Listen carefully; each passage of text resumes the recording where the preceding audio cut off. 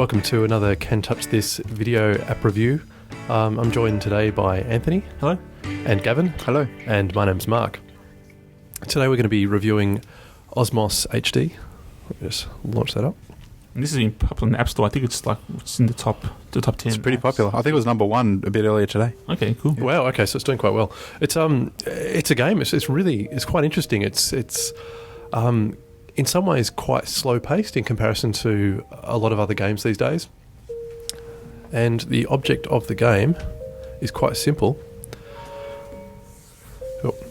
Sorry, we haven't launched it, so we're just going through the instructions.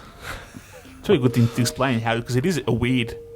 So it's a weird game. Like it is. It is jellyfish bubble thing, and you collide with smaller bits to make yourself bigger, and then when you're a certain size, that's the end of the next level. The object of the game is to eat smaller circles. Yes. That's really It's it. just like and not be eaten by bigger circles. Yeah.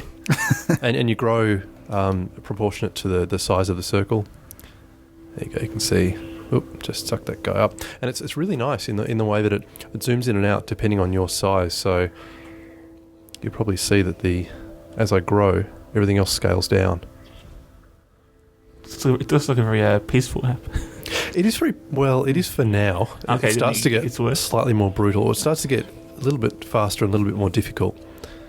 The other interesting aspect of the gameplay is that as you power your little circle guy, Your Osmos, perhaps. your Osmos around, it actually makes you shrink.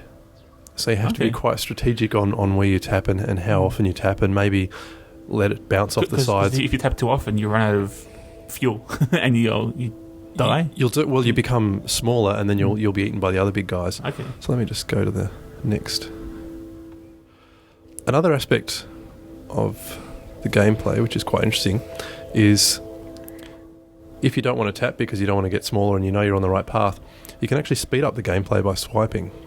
Well, maybe not yet. Maybe that only comes in after you've completed the tutorial levels. But it seems to me that they've done all the kind of multi-touch gestures. Yes, it's one of those games where you think this couldn't have existed prior to multi-touch at all. It's like flight control in that respect. Flight control wouldn't work with a mouse very well. It wouldn't work with a D-pad or even a anything else. stylus it would work, but it'd be awkward with a stylus. The finger's much more more natural. Yep. So some of the worlds are actually quite big, and you can pinch to zoom in and out, and you can see there's a whole lot going on there, and you're only a very small part of the entire equation.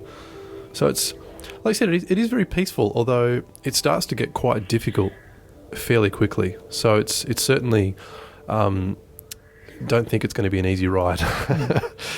And there's lots of other organisms, osmoses or whatever they're called, around that are quite willing to float past casually and eat you up. And again, I can't show a later level until we pass this one. But there also ends up being quite a few different other types of organisms around, and some of them can have different gravity-related or physics-related behaviours, and they can suck you in or try or spit you away, and it's quite hard to chase them and actually swallow them up. So it's cool. Very interesting, different kind of game. Yeah, it looks beautiful, sounds fantastic. Like the music's great. I can really see myself enjoying it with headphones on, just like kind of zoning out and.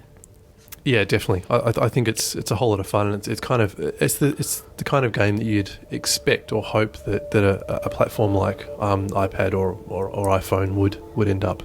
Cool. So out of 5, what would you give it? I think I'm going to give it 4. Only because 5 is reserved for the best of the best, the absolute best of the best, and this comes so close, so it's very tempting to give it 5, but I'll give it a 4. Cool, and it's $5.99 on the App Store. So, thank you, Mark. Not a problem. Thank you, guys.